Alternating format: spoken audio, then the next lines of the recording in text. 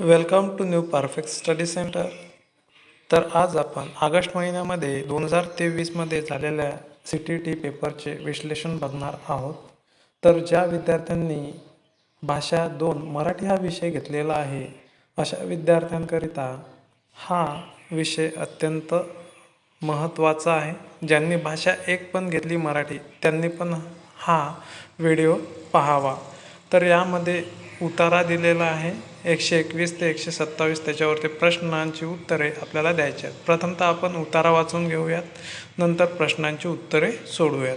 आपण प्रथमतः प्रश्न वाचून घ्यावेत, नंतर उतारा सोडवण्याचा प्रयत्न करावा, जेणेकरून तुम्हाला सोपं जाणार. परंतु आपण सिक्वेन्स वाईज घेणार आहोत. तर चला.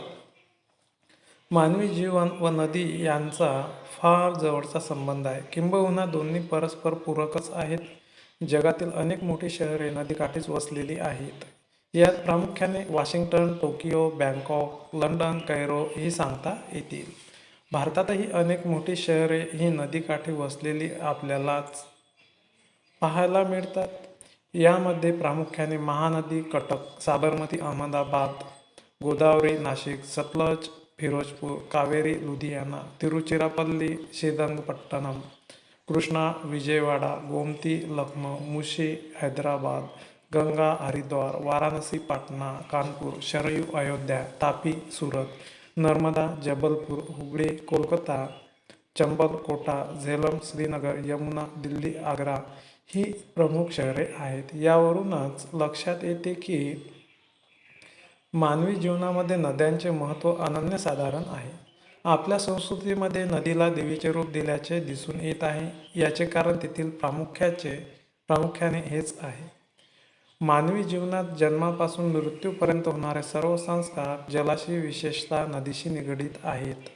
जीवनाच्या प्रबंधातून केवळ परमेश्वर किंवा नदीच मोक्ष देऊ शकते, अशी खास करून भारतीयांची धारणा असल्याने आपण जीवनदायी असलेल्या नदीलाही मातृत्व प्रदान केले आहे. कृतज्ञतेच्या कल्पनेतून नद्यांना मातेचा सन्मान देण्यात आला आहे. नदीला देवता मानण्यात येत असल्याने तिला सामान्यतः स्त्रीत्वाचे प्रतीक मानले जाते, कारण संस्कृती जन्माला घालण्याची क्षमता या नदी आणि माता या दोघींमध्ये असते. नदीला लोकमाता म्हणून देखील गौरविले जाते. नाशिक जिल्ह्याला समृद्ध परंपरा लाभलेली आहे. पौराणिक काळापासून ते अलीकडच्या काळापर्यंत नाशिक जिल्ह्याची सर्व क्षेत्रातील वाटचाल उल्लेखनीय राहिलेली आहे. यामध्ये प्रामुख्याने विचार करायला झाला तर नाशिकची समृद्ध जलसंपदा ही बाब महत्त्वाची होय.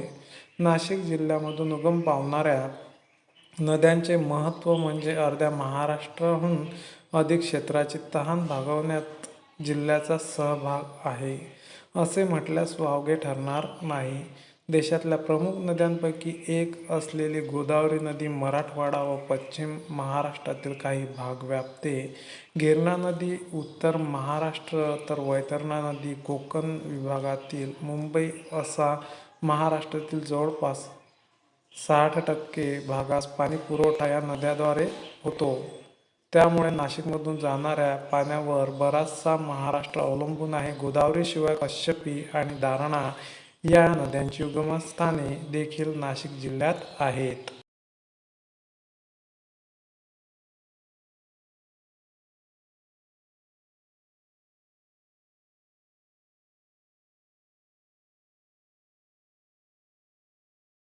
वरील जे प्रश्न आहेत त्यांची उत्तरे आपण बघणार आहोत. भारतात लोकमाता म्हणून नदीचा गौरव करण्याच्या धारणेमागे कोणती भावना आहे? आन्सर नंबर 3 कृतज्ञता.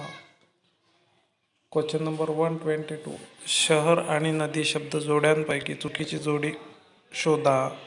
तर ज्या बरोबर जोड्यात त्या पाहू. अहमदाबाद साबरमती, कोटा चंबल, लखनौ गोमती. तर चुकीची जोडी आहे पटना शरयू. दोन घटक परस्पर पूरक असणे म्हणजे काय? आन्सर नंबर 1 एकमेकांशिवाय अस्तित्वच नसणे. पुढीलपैकी भाववाचक नाम कोणते? आन्सर नंबर 2 मातृत्व.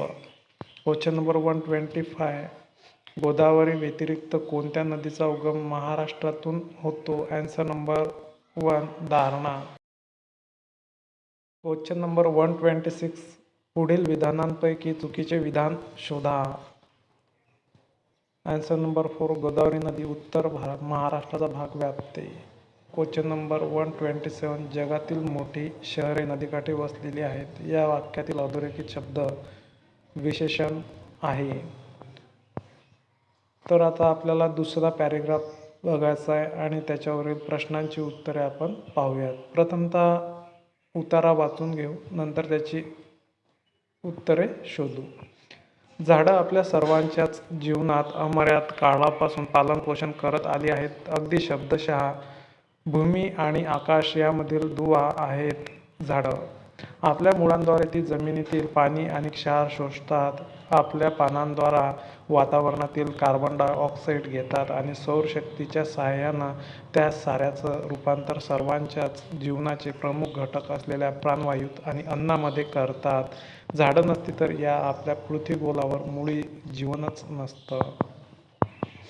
पावसाच्या निर्मितीतही झाडांचा वाटा असतो. त्यांच्या पानांतून होणाऱ्या पाण्याच्या बाष्पीभवनामुळे सूक्ष्म पर्यावरणीय बदल घडून येतात आणि पर्जन्य वर्षावाला ते बदल सहाय्यभूत ठरतात. पावसाचं प्रमाण वाढलं की हवेचं प्रदूषणही कमी होतं. हवा आणि पर्यावरण स्वच्छ ठेवायलाही झाडं मदत करतात. त्यांच्यामुळे धूळ कमी होते, आवाजाचं प्रदूषण मर्यादित होतं. Carbon monoxide, sulphur dioxide, nitrogen dioxide वगैरेंसारखे प्रदूषक घटक झाडं शोषून घेतात. जमिनीची धूपही झाडंच थांबवतात. झाड जीवनाला उपकारक रसायनांच्या लहरी वातावरणात सोडतात. हे मोठ्या प्रमाणात होत असता यापैकी काही रसायनांचे फवारे वातावरणाचं योग्य नियमन करण्याला सहाय्य करतात. इतर काही जीवाणुरोधक, काही बुरशीरोधक तर काही विषाणुरोधकही असतात. झाडं ही जलशुद्धी करणारी नैसर्गिक गाळणी आहेत. पाण्यातील स्फोटक पदार्थ, विद्रावके आणि सेंद्रिय कचऱ्यासह अत्यंत विषारी पदार्थसुद्धा विलग करून पाणी स्वच्छ करण्याची क्षमता झाडामध्ये असते. झाडांची मुळं हे काम करतात. त्यासाठी या मुळांभोवती प्रचंड प्रमाणात वस्ती करून असलेल्या सूक्ष्म जंतूंच्या दाट वसाहतींचा झाडांना वापर होतो. हे जंतू दूषित पाण्यातील पोषक द्रव्य शोषून घेत असताना उर्वरित पाणी शुद्ध करून टाकतात. प्राकृतिकरित्या वातावरण स्वच्छ करण्याचं काम तर झाडं करतातच, पण आध्यात्मिक संवेदनाग्र म्हणूनही त्यांचा वापर होत असल्याचं दिसतं. गौतम बुद्ध, रामकृष्ण परमहंस आणि इतरही अनेक संतांना झाडाखाली बसूनच साक्षात्कार झाला. झाडाखाली बसला असताना वरून सफरचंद पडलं तेव्हाच वैश्विक गुरुत्वाकर्षणाची कल्पना न्यूटनला सुचली हे तर आपण वाचत आलो आहोतच. अनेक महान विचारवंतांना वनात भ्रमंती करत असतानाच मौलिक कल्पना स्फुरल्याची कितीतरी उदाहरणं इतिहासाच्या पानापानावर आढळतात.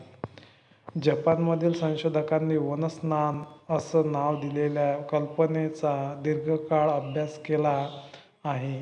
तणाव निर्माण करणाऱ्या रसायनांची शरीरातील पातळी छोट्या वनात मारलेल्या फेरफटक्यामुळे कमी होते आणि आपल्या रोगप्रतिकारक प्रणालीतील ट्यूमरना आणि विषाणूंना तोंड देणाऱ्या लढवय्या नैसर्गिक पेशींची संख्या वाढते. शहरातील समस्याग्रस्त कनिष्ठ वस्त्यांच्या अभ्यासातून असं दिसून आलं आहे की टेकड्यांनी आणि वृक्षराजीनं भरलेल्या परिसरातील लोकांत नैराश्य या विकाराचं प्रमाण कमी असतं.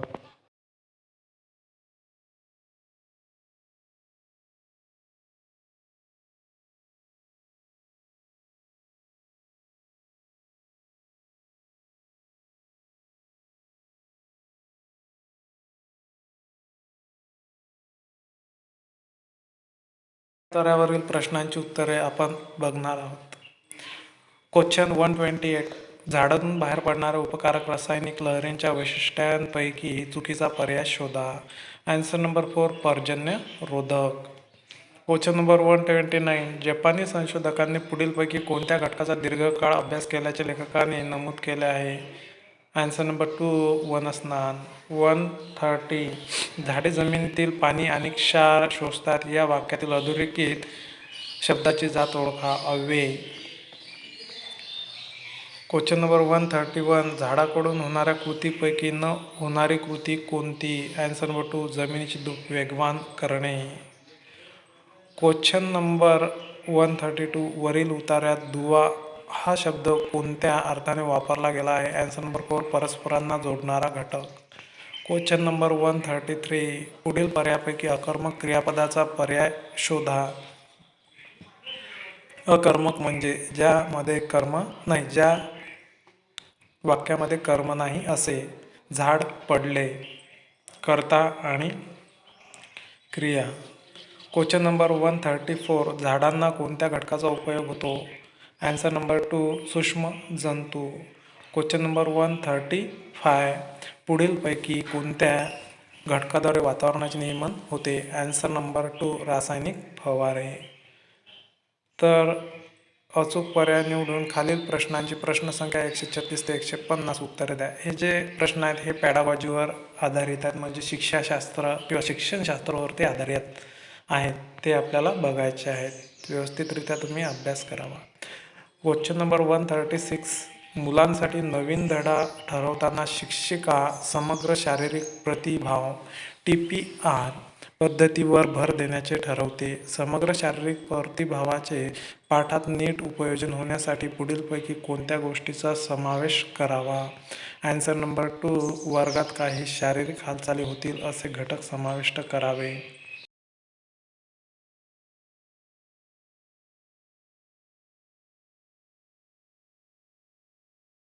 क्वेश्चन नंबर 137 भाषा शिकणे म्हणजे भाषेचे नियम शिकणे असे मानणारी कोणती व्याकरण पद्धती आहे?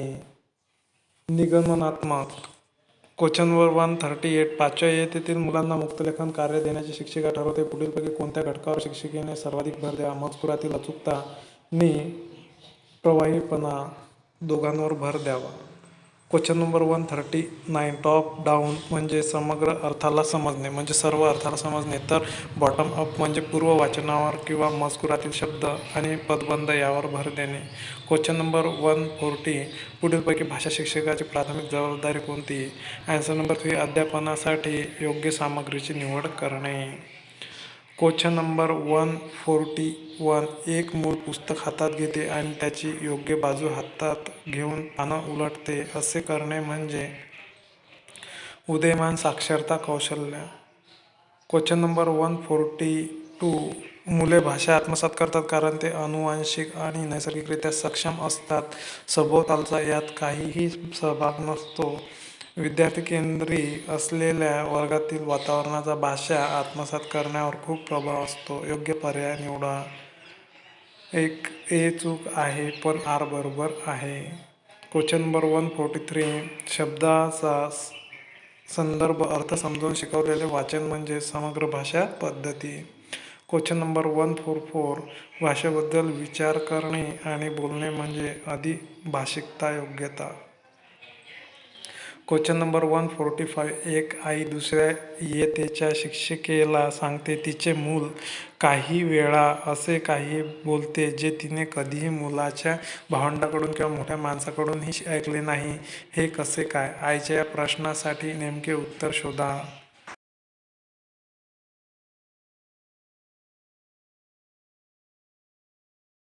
आन्सर नंबर 3 मानवी मेंदू सहजगत्या भाषा आत्मसात करण्यास सक्षम असतो.